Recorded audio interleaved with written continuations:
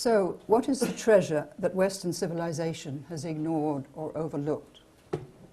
And what is the gold that is not the common gold? The Great Work of Alchemy tells us that we have our source in the starry ground of the cosmos, and that we are literally star life and stardust in every cell of our bodies. The whole of cosmic and planetary evolution is, I think, an alchemical process when you think of it. It's a process of creation and destruction, regeneration, constant wheel, as it were, of death and rebirth going on with the cosmos itself, and then the life on the earth, and then our life as well. Because I don't think that when we die, that's the end of it. So the cosmos calls to us to be aware that we participate in its life, that everything is sacred and connected, one life, one source, and one spirit. The great work of alchemy refines the base metal of our understanding so that we, evolved from the very substance of the stars, can know ourselves as spirit. It heals the deep wound in the human soul that's come about through the sense of alienation and loneliness and separation from the divine. And it tells us who we are and why we are here. So this seminar will explore the meaning of alchemy, both in the past and for us today, approaching it through Jung's understanding of the alchemical images and the urgent need to reconnect our mind with our instinctual soul, our head with our heart, and to bring into being a more balanced culture and a worldview that serves the planet on which all our lives depend. By the way, this day is divided into 4 parts, and roughly 1 hour each, and we'll have a break, a coffee break in the middle of the morning and one in the middle of the afternoon, because it's quite dense material, and you'll need your coffee break. So I think that we're living at a time now of momentous evolutionary change, which demands the breakdown of old structures and the birth of a new worldview. The scientific discoveries of the last 100 years, the thrilling expansion of our knowledge about the universe and the subatomic world, and the geological formation of the earth, and the neurophysiology of the brain, all these have completely shattered the foundation upon which our culture was built, just as the discoveries of Copernicus shattered the medieval view of reality. So we're moving, because of all these great discoveries, we're moving into a new view of ourselves and a new view of the universe, thanks to Hubble. So I think that in all these great discoveries which have been made by our scientists, it's as if the universe, through our awakening consciousness, is coming to awareness of itself through our consciousness. We are the medium through which the universe is coming to consciousness of itself on this planet. And it can look back in wonder, just as we are, at its own evolutionary history. Yet we cling to the belief that we can master and exploit the Earth's resources for the sole advantage of our species, that science can bend nature to its will, and that technological progress will bring us everything that we need. So now I come to 3 belief systems which have long governed Western civilization. The first is the belief that God created the earth and everything on it from a transcendent position, so to speak. There's no sense in our tradition, our Christian or Judaic tradition, that the divine is immanent in this created world. The divine has been transcendent, outside the created order. The second is the belief that we're a fallen, sinful species that could only be redeemed by the sacrificial death of the Son of God. Now, these 2 ideas have lasted a very long time, 2,000 years in the Christian sense, and much longer from the Judaic. So these are beliefs that we've been imprinted with for a very, very long time, that we've accepted as absolute truth, so to speak. Nobody's questioned them until very recently. The third belief, which is more recent in the last 400 years, is a scientific belief that we're the only conscious beings in a lifeless universe, one that is without consciousness, meaning, or purpose. Matter is the only reality, and our consciousness begins and ends with the physical brain. There's no transcendent purpose or meaning to our lives. And this has been imprinted very much, particularly in the last 100 years, but it's the attitude of the media and the attitude of scientific teaching in schools. And it's the general impression that one gets that in a secular culture, that's all there is. Matter is all there is, and the death is the end of life, because the physical brain, when that dies, there's nothing that survives. So I think there's certain scientists, however, who, like the alchemists, are discovering or rediscovering the ancient idea that the earth and the cosmos are alive, and that there is such a thing as cosmic consciousness, and that this consciousness directs the whole evolutionary process from within itself in ways that we don't yet understand, but are beginning to look for and become aware of. So alchemy asks us to develop cosmic consciousness and to reconnect the divine spark of our consciousness with the invisible soul of the cosmos. The evolution of human life on this planet has followed a very slow gradient of ascent from unconsciousness to self-consciousness, and ultimately, in a few people, to awakened consciousness. So we're now in a kind of in-between stage between the self-consciousness that we've developed in the last 50,000 years, possibly more, and something new that's coming into being now, which is an awakening process.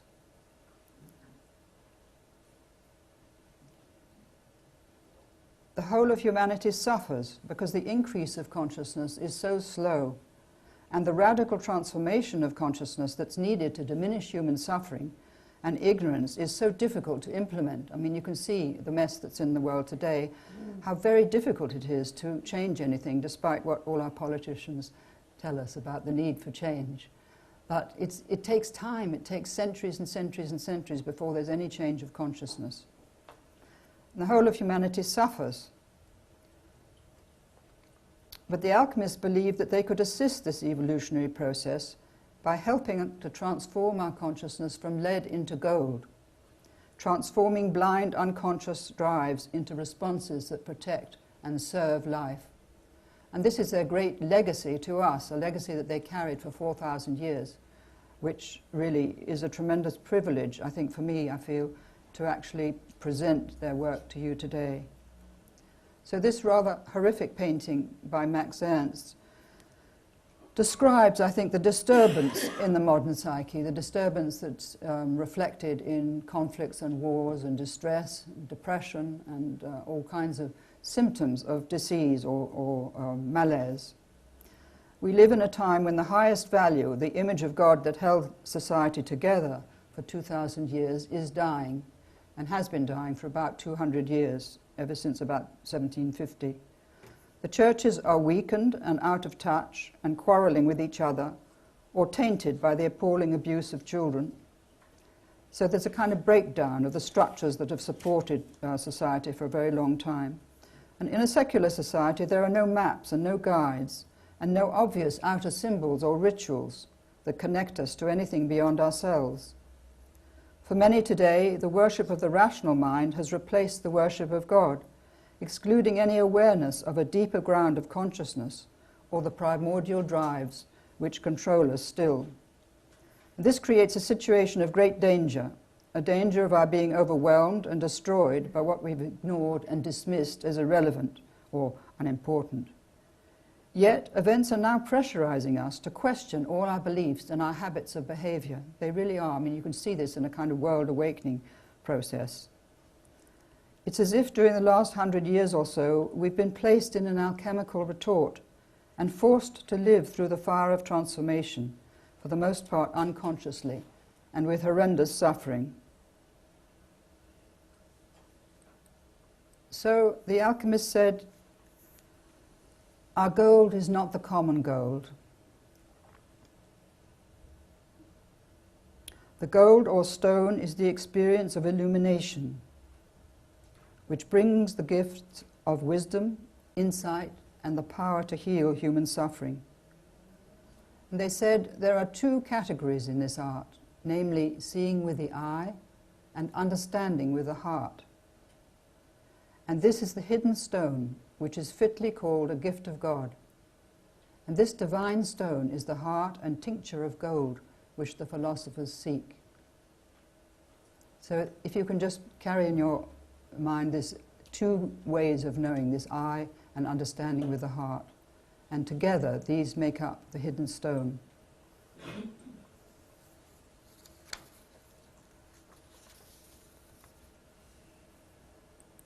Now, the first saying of the Emerald Tablet of Hermes Trismegistus in Egypt is, whatever is below is like that which is above, and whatever is above is like that which is below.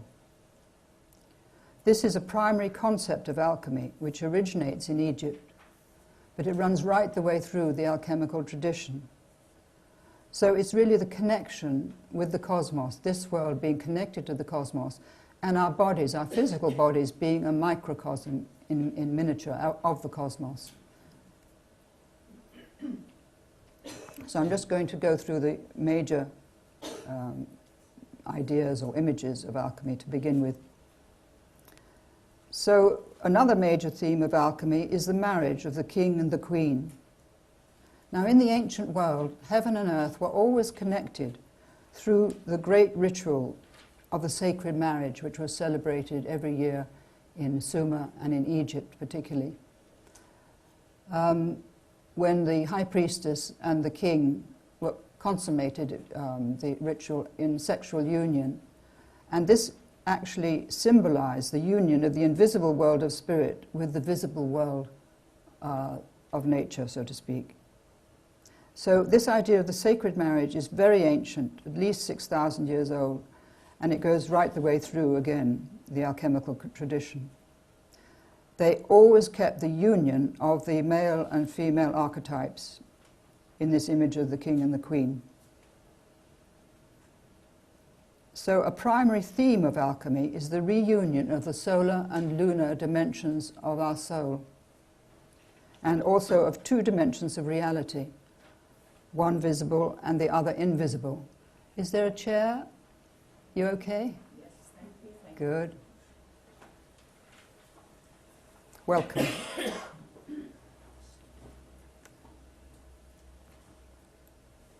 So another major theme is in fact, the most important theme is the rescue of the lost or buried aspect of spirit that is hidden within nature, matter, and our own human nature.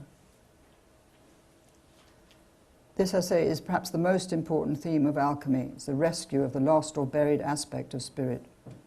So the alchemist said that we should visit the interior of the earth, the dark, unexplored interior of matter and the body, and go in search of the hidden aspect of spirit that lies buried or imprisoned there.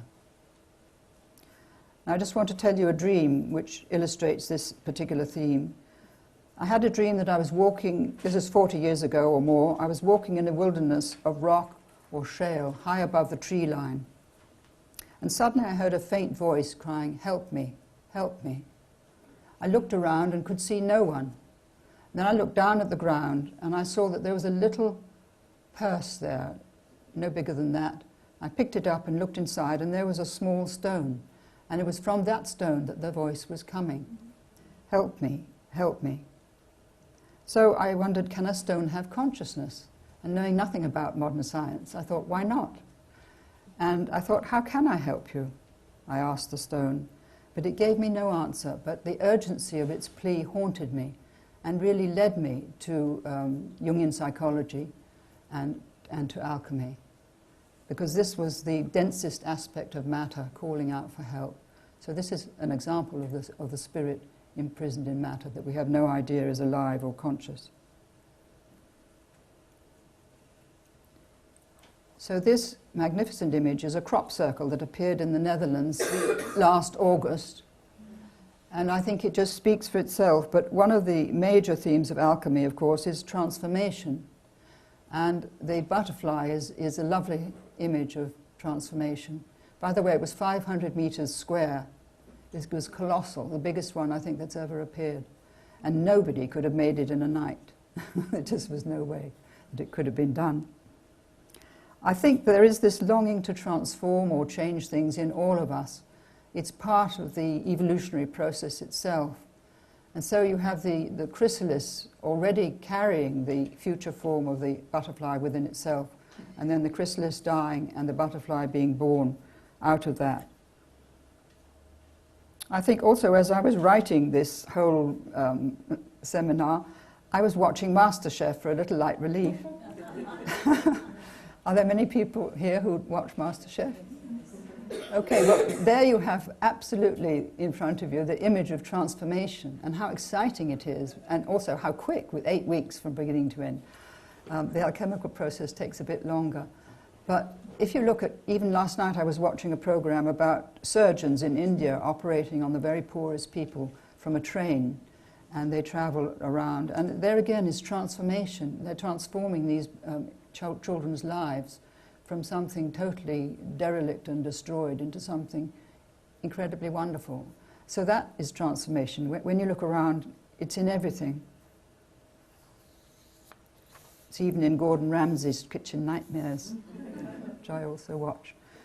So another theme of the great work of alchemy is transformation through death and regeneration, the kind of transformation that has to occur before a dying caterpillar is transformed into a chrysalis and then into a butterfly.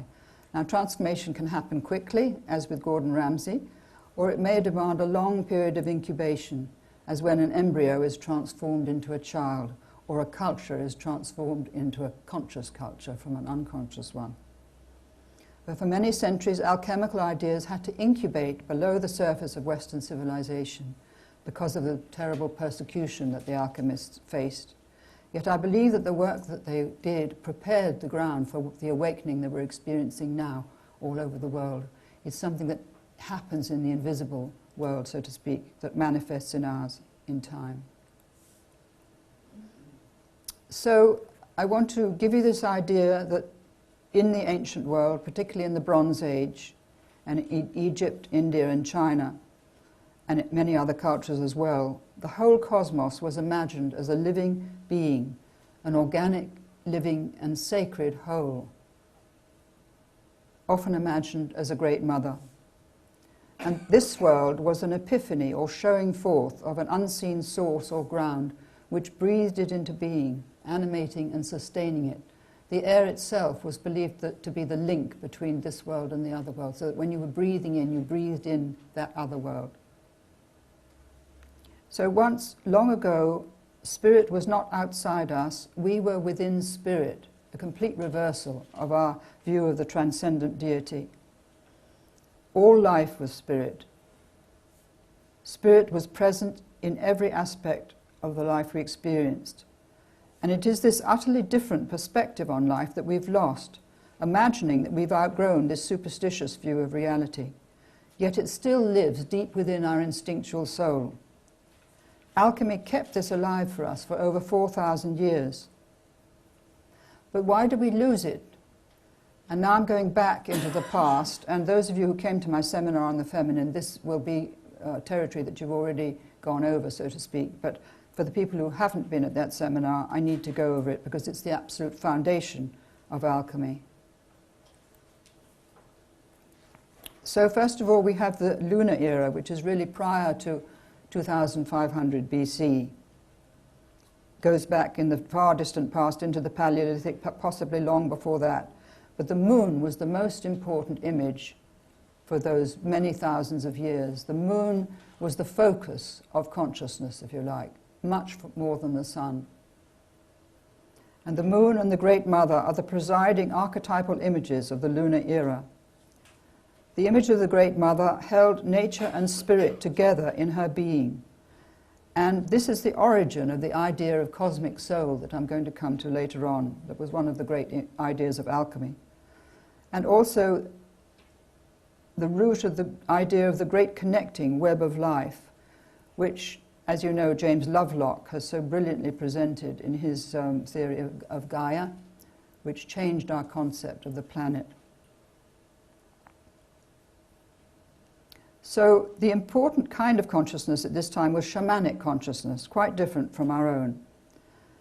And it still survives in the indigenous cultures today, and it certainly survives in India and parts of China, the parts where the people have not got on to the industrial culture, so to speak, of the modern era.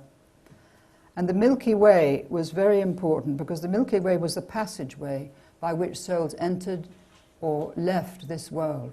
So when people looked up at the Milky Way, they imagined it as this great thoroughfare or river of light which was carrying souls into and out of the world. And it was quite a different way of knowing, what Jules and I in The Myth of the Goddess called a participatory way of knowing, which we were part of what we were observing, instinctively experiencing the union between us and what was outside us. So everything was alive with spirit.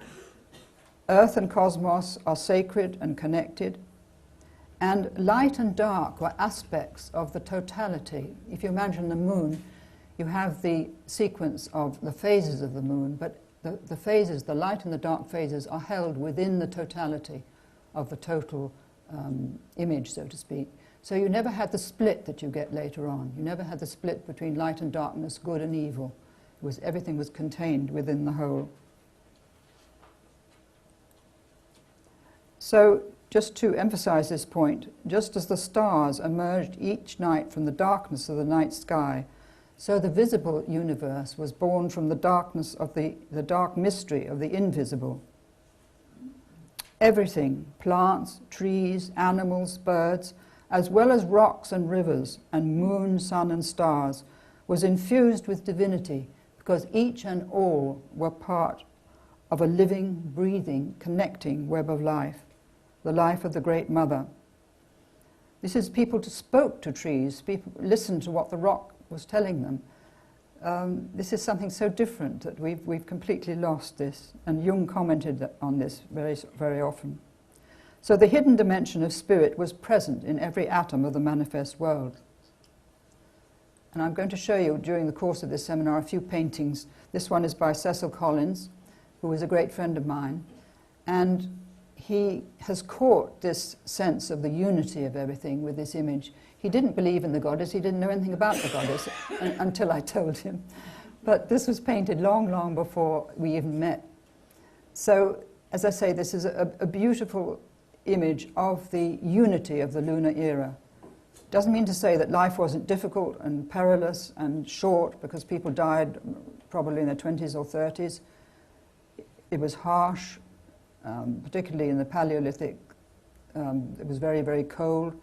So this is, this is the mythological theme that I'm stressing rather than the actual experience of life.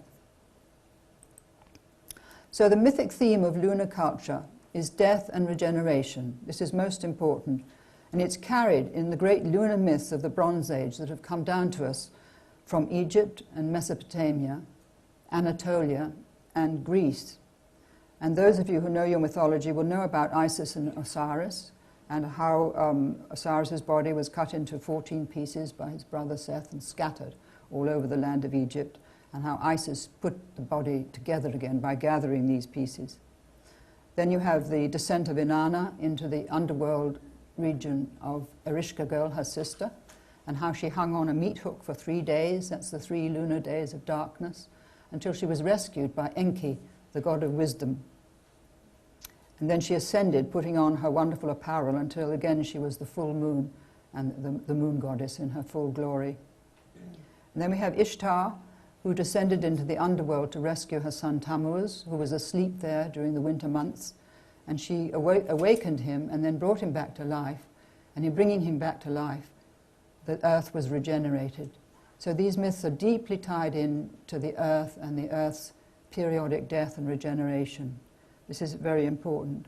And then we have Demeter and Persephone, who was snatched away into the underworld.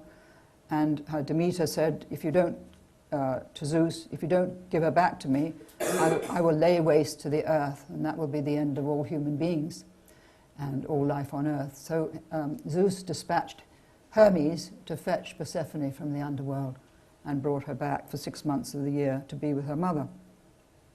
So these myths are very, very deeply, deeply rooted both in us and in these cultures. But they come down to us in the alchemical tradition, which I'll show you. Now this is an image of a great Egyptian myth. It's actually a solar myth because it's the sun god who descends daily into the underworld. He's swallowed by the goddess Nut, who's the night sky in the evening, and he's reborn from her vagina at dawn. And in the process of this, he encounters in the underworld a great serpent whom he has to overcome for the sun to be reborn in the morning. So here again is another myth about going into the underworld and coming up again, although it's a solar myth.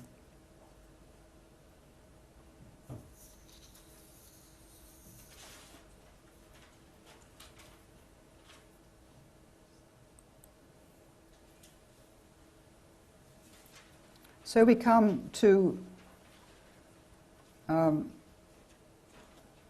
I've made a little mistake here, but I'm just going to go on. We come to the 7 themes of alchemy. First of all, the quest for a priceless treasure, then the descent into the underworld and the return, the struggle with a superhuman adversary, a serpent or a dragon or a monster of some kind. This goes all through the Greek myths as well. Then death and rebirth or regeneration, transformation, the sacred marriage, and finally the birth of the divine child.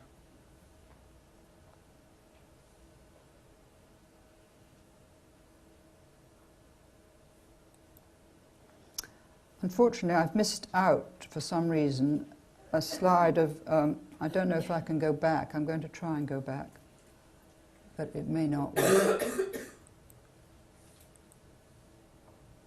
No, it's not going to work. Oh, yes, it is. Okay. I don't know what's happened to it. There we are. I've missed out the very important image of Christ. This is at Vézelay, where Jane has just been, and one of the most important centres in France, really, for, first of all, for the worship of the Virgin and Mary Magdalene, but also for this marvellous image of the resurrected Christ.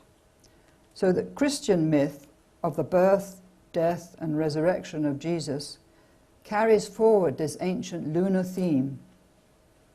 As you know, Easter is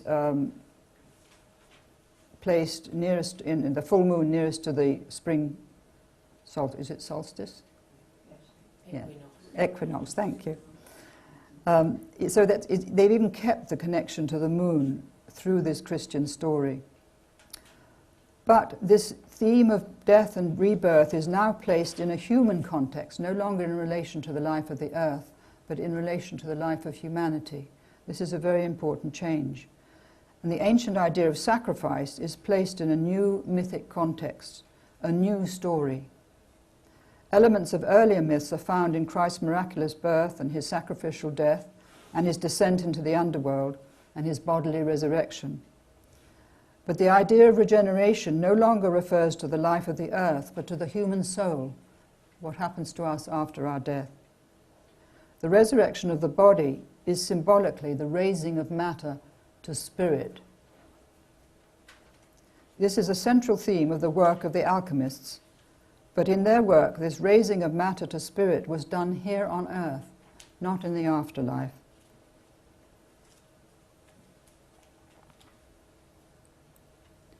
So I can pass on through that since I've done that. Now we come to the solar era, which begins about 2500 BC, and I think is probably associated with the discovery of writing.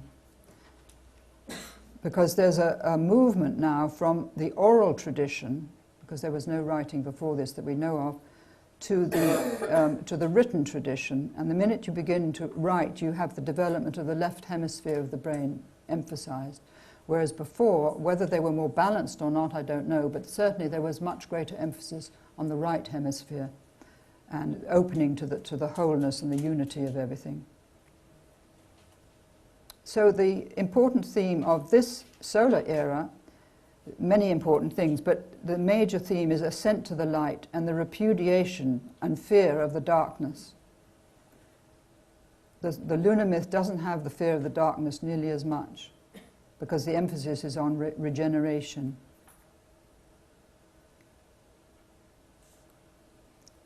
And here we have it illustrated, really, this theme of the hero battling with the dragon of darkness or sometimes of evil.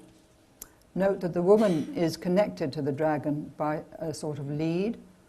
And I think this, in a way, I don't know what the artist really meant by it, but it does signify that woman kept this association with the deeper dimension of the psyche, probably more than man. First of all, because she wasn't educated and didn't develop the left hemisphere for a very long time. And second, because her position in society was very inferior and she was subject to man, so to speak. So she was closer, in man's view, to the dragon, which I'm going to come to in a minute. But this wonderful painting is in the National Gallery, if anybody knows about it.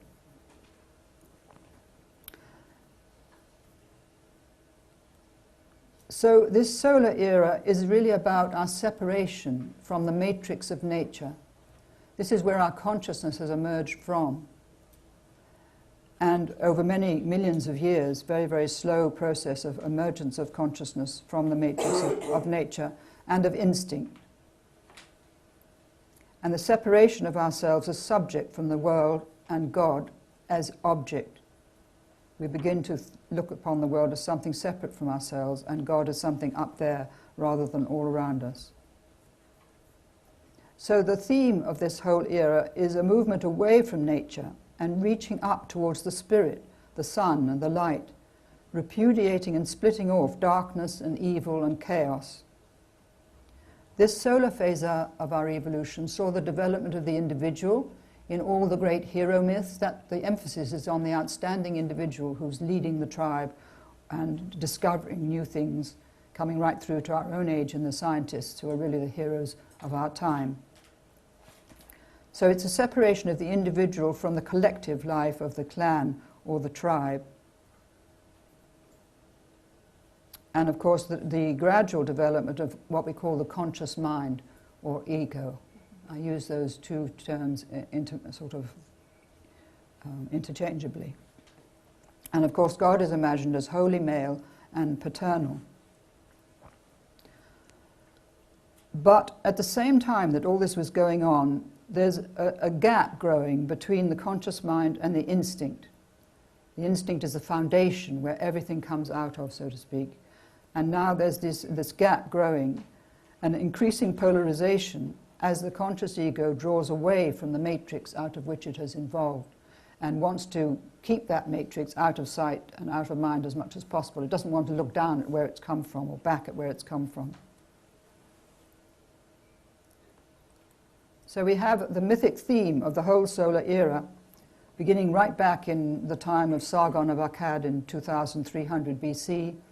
You have the theme of the battle between light and darkness, and you have a great myth in Mesopotamia, which is the Enuma Elish, which is the battle of the god Tiamat against the dragoness mother,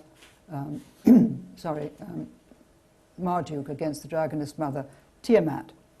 So that was a myth that really encapsulated this solar idea of the great battle between the hero and the dragon representing the darkness.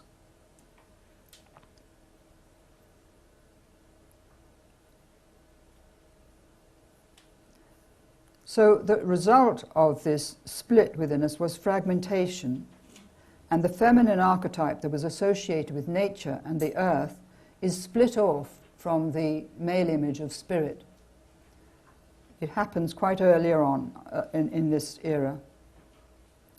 And the effect of that is that nature and earth are no longer sacred. Can you give a date? A date? Yeah, an approximation. For this whole... This period. I can only date the... Separation. I can't give a specific date because it's... No, not specific, but sort of... It begins around 2300 BC or even a bit earlier.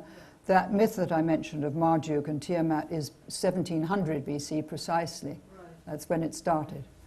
And then you have that carrying forward into the Greek myths, which are much later. So it's a long transitional period. Yeah. But I would put it at the beginning of writing around 2500 BC, possibly a bit earlier. Right. Thank you. Okay? Now, body is split off from mind and mind from soul during this whole long process, so to speak. It didn't happen suddenly. And to take it a bit further, spirit and nature are split apart Head and heart, rational mind, and instinctual soul begin to become dissociated.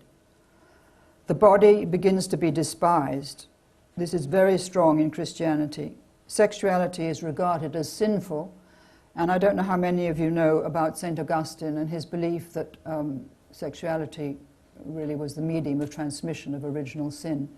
So you can imagine what this did to the psyche and to the body, and how it was rejected and repudiated.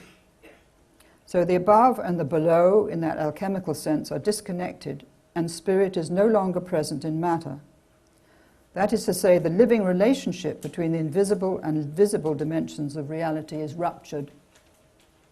And this dissociation is the foundation of all the philosophy, theology, and science which developed in the solar era. It's the foundation of the way we think now, and the way science thinks, and the way religion thought, for certainly nearly 2,000 years or possibly more. So I hope that I've made that clear. If anybody's got any questions, would they like to put them to me now? Okay. I'm confused about where are the churches in all this? Well, the churches, the Christian church really developed, the first 3 centuries of Christianity were quite different from the ones after that. Everything changed in the 4th century, with the 4th century with St. Augustine, and an emperor called Theodosius, who made a decree which began the idea of heresy. And that's when you get the idea that some belong to the chosen, as it were, and the rest are damned and defined as heretics and killed if necessary. So I can go into that later if you wish to. Okay? I have a question. You mentioned that the alchemists were,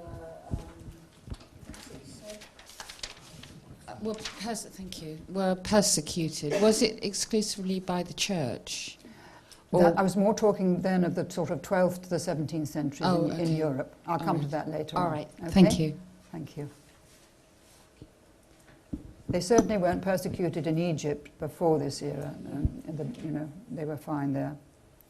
Anne, earlier on you showed a beautiful painting of two men hewing in caves in a rock with the sun shining bright. Yeah. In the foreground there is the river with the new moon floating along also. That was beautiful. Yes. With the moon as well as the sun. The moon as well as the sun, exactly. They always kept them together, the alchemists, in relationship. It wasn't one or the other. Okay. Right, well here is a graphic image which I've just really put in to show how this ancient solar myth gave rise to the idea of dominating nature. Because in dominating and controlling the instinct, which was so much a part of the Christian heritage, but it also existed in Greece, not in exactly the same way, but there was this idea of the supremacy of man over nature that was beginning to come into consciousness. That certainly comes into Mesopotamia, with the control of the irrigation of the land and the tremendous produce of the land that was created by this technology, which was quite amazing. And then with Greece, you have the emphasis on territorial conquest, particularly with Athens, Sparta, and the idea that Greece is supreme, really, and can master other subject peoples. But this is carried through into our own age with the idea that we can conquer nature. And even with that CERN thing in Geneva, a young scientist whom I greatly admire called Brian Cox, he said, we're going to wrest nature's secrets from her. And there's that idea. Did you see that marvelous series he did on the cosmos, Brian Cox? It's absolutely brilliant.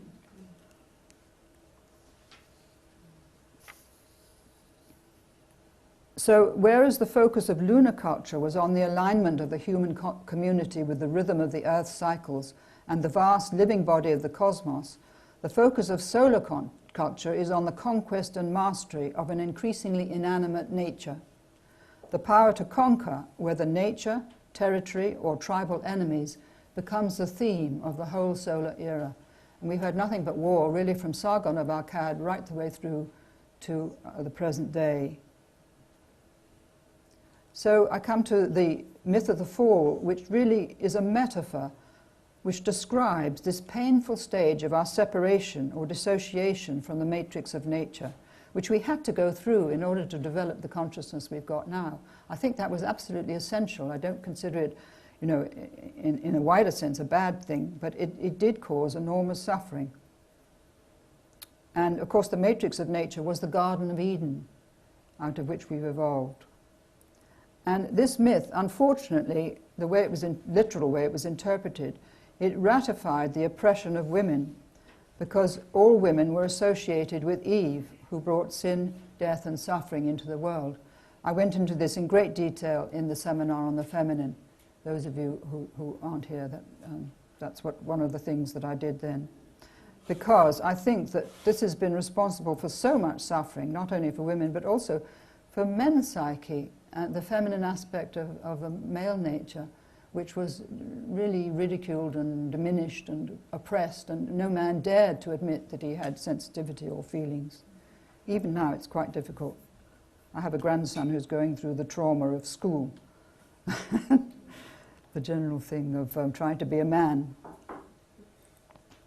So this separation aroused a profound sense of guilt and conflict, because we lost the original instinctive sense of participation in a primordial and sacred unity.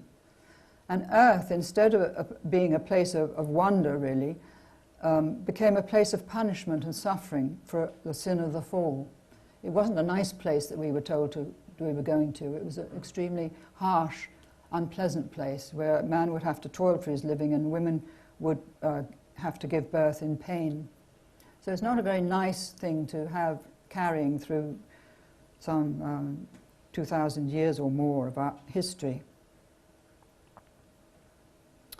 But the changeover from lunar to solar culture takes thousands of years, and the greater the withdrawal from nature, the more transcendent and disengaged from nature becomes the image of the deity. So God gets further and further away up there in the sky. Throughout the solar era, this is very important, we can read the story of the human ego striving to differentiate itself from the matrix of nature and attempting to master and control that from which it had emerged. The drama of the solar quest for light and enlightenment and victory over darkness is the drama of our own quest for consciousness and our fear of falling back into the darkness of unconsciousness. So from the ego's perspective, the darkness had to be overcome for the light to prevail. They imagined the darkness as a great maw swallowing them up, like the jaws of hell, so to speak, swallowing them up.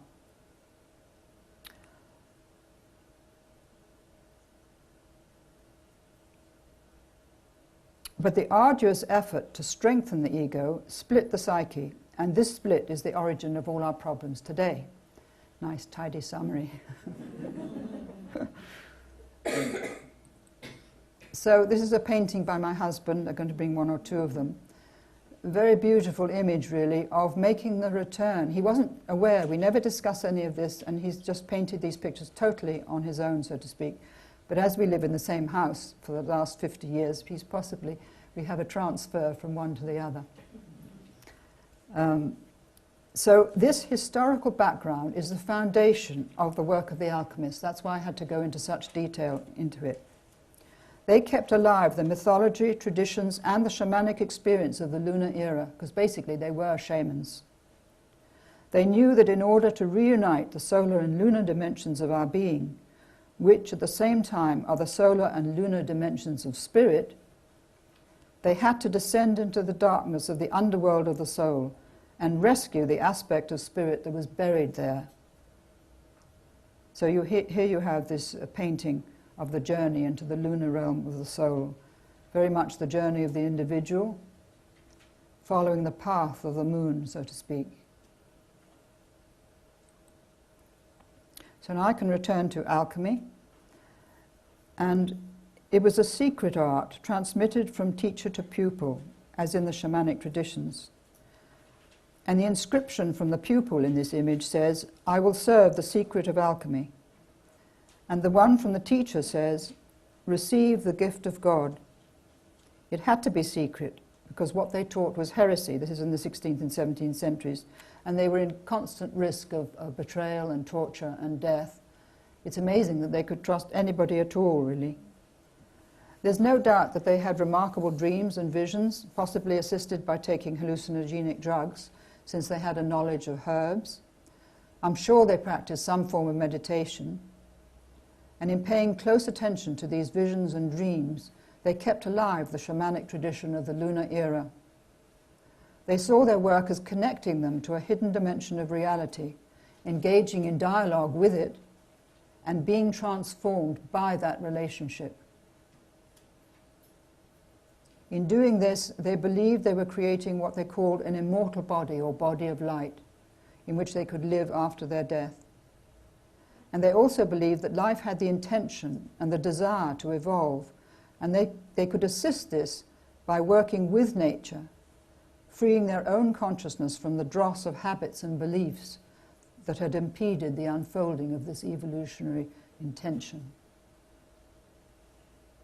So here we have some alchemists and a priest in dialogue in the alchemical laboratory, with the fire being fed on the right there.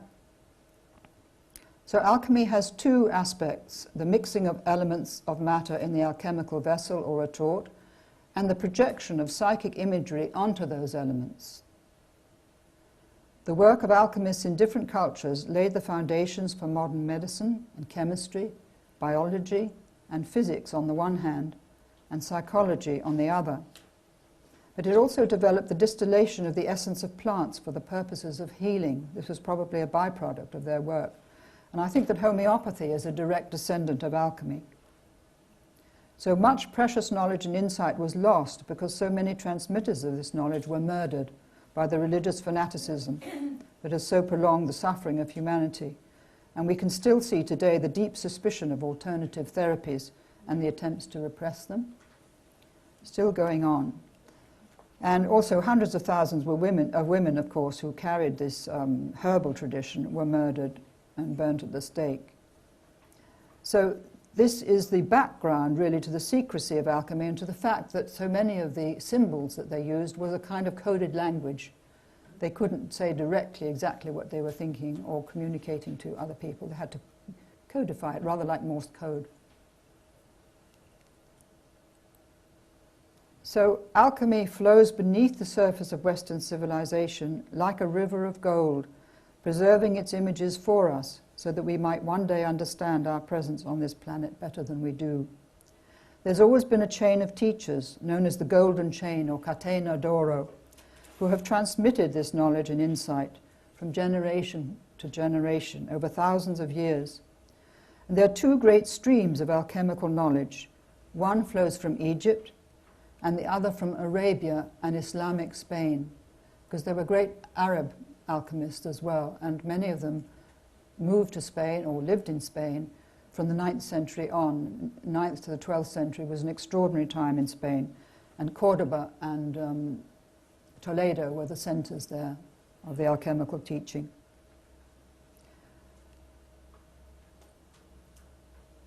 There were some 4,000 alchemists working in Europe between 1200 and 1650, and they created dozens of alchemical texts. And someone called Adam McLean, his website has taken immense trouble to put these all together, or both the images and the text, if any of you are interested. If you go to Google and just do Adam McLean, it'll come up with his website. So the images of alchemy are drawn from Jewish, Christian and Islamic sources, and also from the Gnostic tradition, which flourished in Alexandria and elsewhere until about the 4th century, when the Gnostic sects were repressed by Constantine and later by Theodosius. So alchemy is a visionary and contemplative tradition handed down from teacher to pupil, and the inscription over the far door of this sumptuous laboratory says, "While sleeping, watch. While sleeping, watch." And this next image, which I've taken from Adam McLean's website with his permission, is actually by a 16th century alchemist, but the story that goes with it belongs to the 14th century. There was an alchemist called Nicolas Flamel. He's my favorite alchemist, who lived in Paris with his wife Perronelle in the second half of the 14th century. And one night he had a dream that an angel came to him.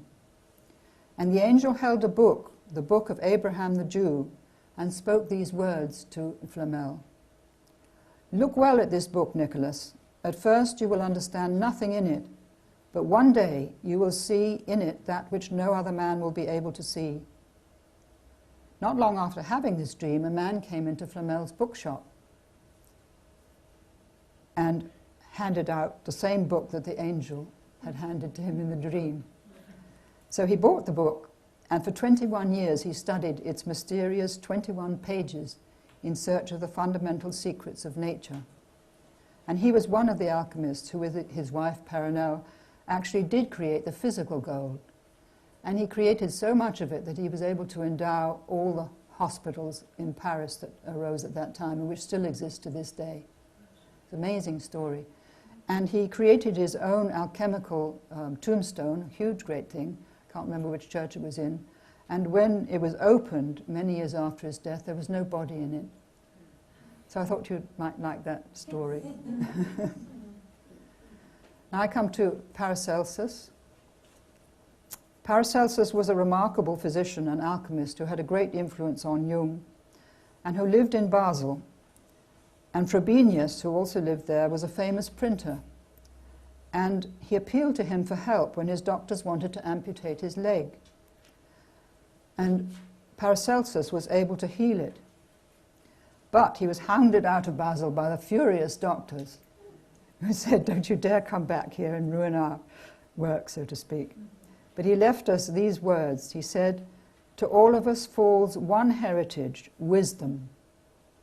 All of us inherit it equally, but one man makes the best of his heritage and another does not. One buries it or lets it die and passes over it. Another draws profit from it, one more, one less.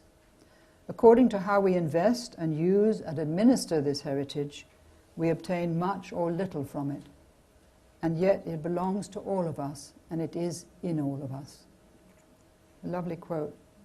Now I come to Jung. I love this picture of Jung.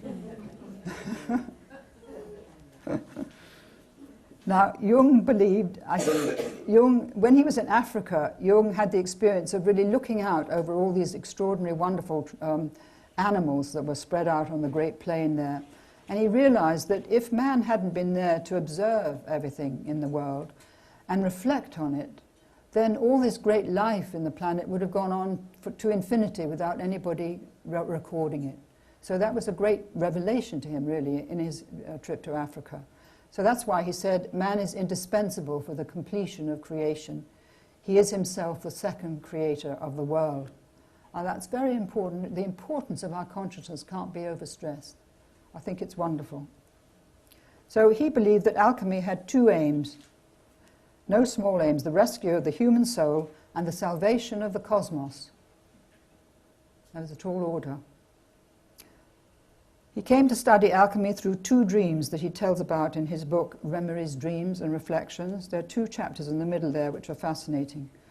And these prompted him to collect many books on alchemy and to make a kind of inventory of all the images and descriptions that he found in them. At first he couldn't make any sense. He said, this is total rubbish. I don't think it means anything. But as he worked on them, he began to see that there were certain themes that were emerging. And this work led him to understand that our superficial consciousness, what in his red book he calls the spirit of the times, it's a consciousness most of us use every day, has lost touch with the deeper dimension of the soul and what he called, what presented itself to him as the spirit of the depths. So I want to stress the difference between the spirit of the times and the spirit of the depths. I believe that through his understanding of alchemy, he reconnected solar and lunar consciousness for our time, and the left hemisphere of the brain with the right hemisphere. He opened up the door to the right hemisphere, if you like. He recovered the ancient shamanic way of knowing of the lunar era that the alchemists had kept alive through some 4,000 years. And he realized that the images of alchemy were similar to those in the dreams of his patients, and that they described a process of transformation, gradual transformation, that he called the individuation process. It's the process of transforming the soul. He concluded that the alchemists were projecting their unconscious thought processes into the matter of their retort or vessel, and that these images give us an insight, and gave the alchemists an insight, into what the unknown aspect of our nature, this aspect that's been so lost touch with, is trying to communicate.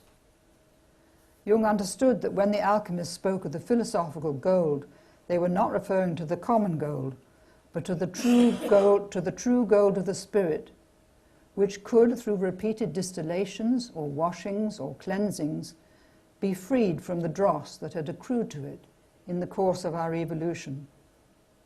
From the alchemists, Jung took the idea of the unus mundus, the unifying cosmic ground in which both matter and psyche participate. In other words, holding us all within this room and far beyond is a ground which connects matter and psyche. And this substratum gives rise to synchronicities, as well as to miraculous healings and visionary experiences and sudden illuminations. Like, for instance, my grandson said, "What about St. Paul, Granny?" And God spoke to him and he fell on the ground and was blind. And it's that sort of thing that the underlying ground would, so to speak, arrange at the right moment. So this is a painting by Jung from his Red Book, which I'm sure you know was published last November.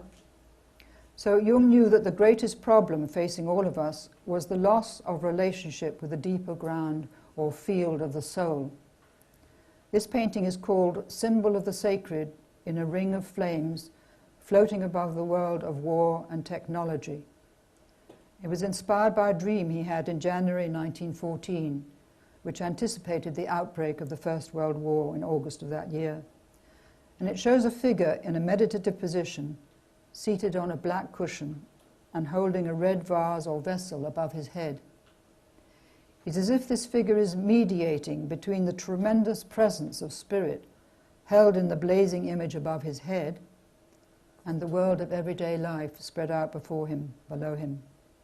It was after this that Jung began his dialogue with the soul, with what he called the spirit of the depths, and really took several years out of his life to go into this creating of this extraordinary relationship. He worked as the alchemists did, in total devotion to recording his visions and dialogue.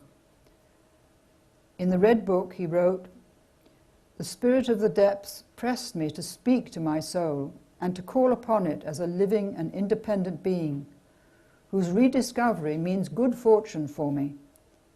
I had to become aware that I had lost my soul, or rather that I had lost myself from my soul for many years. Therefore, the joy of my rediscovery was a humble one. Without the soul, there is no way out of this time." So can we just reconnect with this idea of the spirit of the depths in all of us? That we live too much on the surface of our consciousness and have lost touch with these depths.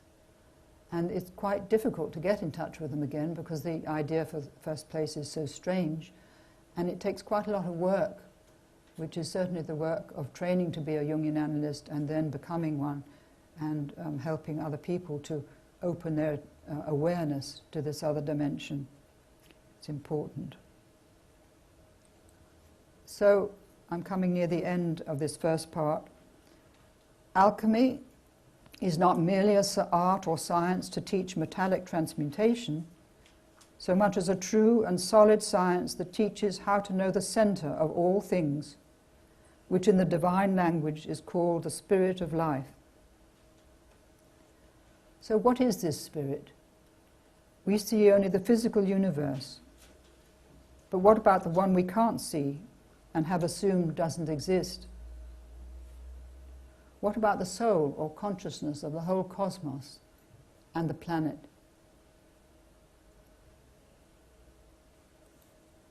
So they said that within manifest life is a hidden reality of the highest order, and they knew that the cosmos is calling to us to become aware that we participate in its life, and that everything is sacred and connected, that the cosmos has a soul, and our soul is part of that greater soul, and that we can learn how to communicate with it. So in my view, alchemy through a rainbow bridge, just as Jung did, between matter and spirit, holding the connection between the seen and the unseen, the above and the below. So the alchemist said, "Whoever shall make the hidden manifest knoweth the whole work. Whoever brings this invisible dimension into conscious awareness knows the whole work." And I think so much of what they've discovered is coming into consciousness now, at this time of humanity's awakening. And to end, I'm just going to put a list here of some, only a few, of the greatest alchemists. There are many, many more, but I couldn't get more onto the screen in one, in one lot, so to speak. So first of all, you have Hermes Trismegistus, the creator of the Emerald Tablet. Zosimus of Panopolis, I've spelt his name wrong there.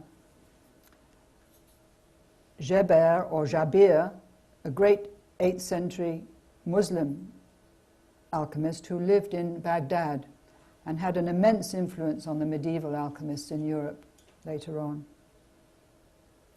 Then there's Roger Bacon, who lived in England in the 13th century, very well known. Albertus Magnus, who lived in Germany. Raymond Lull, who lived in Dea in Mallorca, now a famous tourist spot, but his house is still there. Nicholas Flamel and his wife, Peronelle. Basil Valentine, it was a pseudonym, I think, to disguise his true identity. And Solomon Trismosin in the 16th century, whose very beautiful paintings I'm going to show you in the next sessions. And of course, Paracelsus. And I've added Giordano Bruno, who was burned to the stake in 1600 because he wouldn't deny that God was present in nature. That was his great heresy, as it were. He wrote many books, and including, he had the idea that many planets are inhabited just as ours is. So he was one of the first people who thought of that idea. So now it's time for a coffee break. And if there are any questions, perhaps we shall ask perhaps questions before we go for coffee. If there are any. Michael? There was one thing slightly earlier in your talk, and maybe you covered it and I missed it. But the idea of, in the book of Genesis, of the transcendent God creating, and then that creation given over to humanity to dominate. Now, on the one hand, from what you were saying, you would expect that to be a prime type of solar myth, and yet in the same text it's got God walking about the garden, which would seem to be a symbol of immanence. I'm wondering whether you have a comment to make on that as a prime myth of our sort of yeah, I'm glad you heritage. brought that up. But I think that although it's absolutely true that you would think that that was so, but it wasn't the way that it was later interpreted, certainly in Christianity. You didn't have the idea of God present in the world, and certainly within us. No, I'm thinking But in it's terms of interesting when it was written. When it was written. What it meant to... What it meant to the people who wrote it at that Yeah. time. Well, there's so much. The Hebrew language is so incredibly rich. That's another thing, that in translation it may have lost some of the, what you're just saying really, some of that sense of the immanence within nature. But there is the idea of man dominating. That word does come in, but that may have been a mistaken translation. I just don't know. What do you think? I wouldn't dare to make any pronouncement about it. We need a Hebrew scholar. I know that Elohim certainly meant many rather than one God. Elohim and included masculine and feminine, so to speak. And Ruach, being feminine, is the breath of God. So I think perhaps we'll have to leave it there. Any other questions before the break? I'm confused by the word projection that Jung uses, that the alchemist projected the inner life or the inner process onto matter. Because I'd thought that that being one, all being one, that what's happening in the retort is actually truly happening in the individual. It's not just a projection. Am I making... Yes, no, I think you're absolutely right, and it's very difficult. I think that Jung may have put more emphasis on the projection side, possibly because that's the way he saw it at the time. He may have thought it differently later on in his life. I don't really know, but certainly the matter that they were working with had life. I mean, that's what they realized as they were working with the matter. But then they probably had the visions or dreams which showed them that matter was trying to communicate with them. So I would not agree entirely with Jung that it's projection. It's a sort of mixture, part projection and part living relationship with the reality that's in front of them. Can't put it better than that. Yeah, that makes sense. Say they were in resonance with each other? Yeah, I think so, yes. Or they recognized the resonance, I think. Yes, they saw that something was happening, and also that their consciousness was changing as the matter in the retort changed. I think we better stop there, because you must have a break, and so must I.